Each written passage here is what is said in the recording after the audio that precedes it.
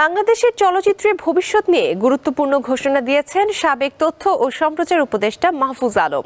এফডিসিতে business automation service, সিনে archive, সংস্কারকৃত sound studio ও ঝর্ণা spot উদ্বোধন অনুষ্ঠানে তিনি জানান, ভবিষ্যতে এফডিসিতে শুটিং হবে না, বড় শুটিং স্থানান্তরিত হবে কবিরপুর ফিল্ম সিটিতে। এফডিসি হবে গবেষণা, প্রশিক্ষণ ও উন্নয়ন কেন্দ্র। চলচ্চিত্রকে স্ক্রিপ্টিং থেকে ডিস্ট্রিবিউশন পর্যন্ত পূর্ণাঙ্গ ইকোসিস্টেমে নিয়ে আসা হবে। তার স্বপ্ন, বাংলাদেশের চলচ্চিত্রকে আন্তর্জাতিক মানে উন্নীত করা।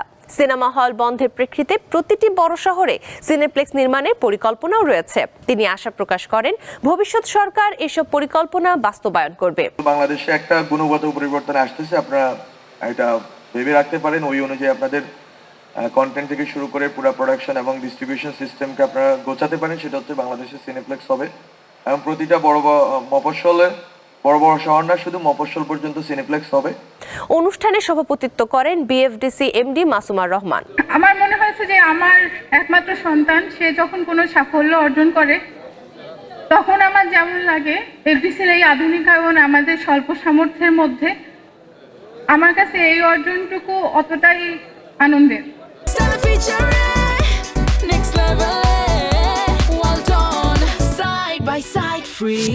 বক্তব্য দেন শাহিন সুমন ও বাপ্পারাজ। আমাদের সবচেয়ে চাওয়া পাওয়ার যে জায়গা, সেটা হচ্ছে তথ্য ও সম্প্রচার মন্ত্রণালয়। আমরা দীর্ঘদিন অবহেলিত থেকেছি, আমরা বছরের পর বছর অবহেলিত থেকেছি। এই চলচ্চিত্রের দিকে কেউ সেভাবে দৃষ্টিপাত করেনি এবং দৃষ্টিপাত না করার কারণেই আজকে আমাদের দিনে দিনে এই শীর্ণতা, এই দৈন্যতা, আমাদের এই ভঙ্গুর অবস্থা।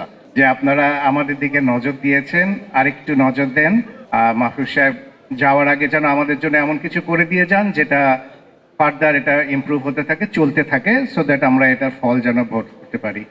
আলোচনা শেষে একটি মনোজ্ঞ সাংস্কৃতিক অনুষ্ঠানের মধ্য দিয়ে এই আয়োজনের সমাপ্তি ঘটে।